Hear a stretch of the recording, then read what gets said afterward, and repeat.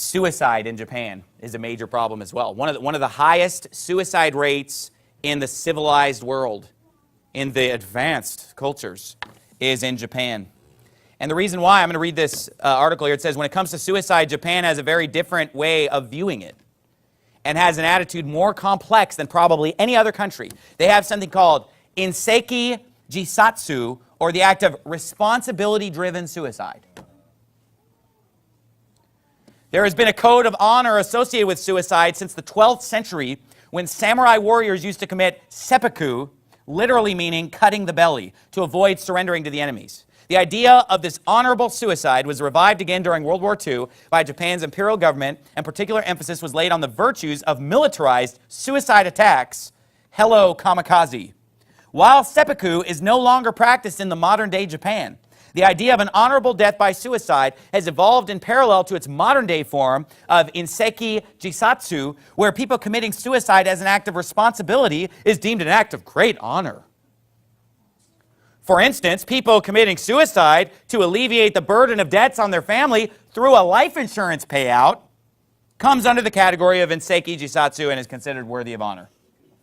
So if you commit insurance fraud by killing yourself so your family can cash out on the life insurance, which is intended for people when they die naturally or die of an accident. You're stealing from the company. It's insurance fraud. It's wicked. Killing yourself is wicked. There's nothing. It's dishonorable. It's one of the most hateful, dishonorable things you could do is to commit suicide. You're ruining the lives of the people that you leave behind.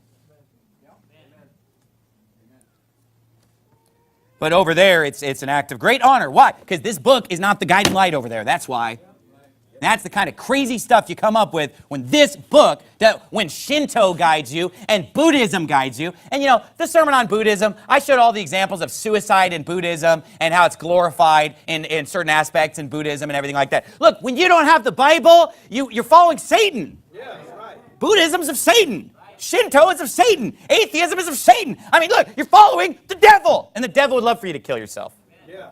That's why in the Bible, when people are demon-possessed, they threw themselves in the fire, they threw themselves in the water, they were very self-destructive, cutting themselves and all. And we see that even today in America, the cutting themselves and the suicide and all these things.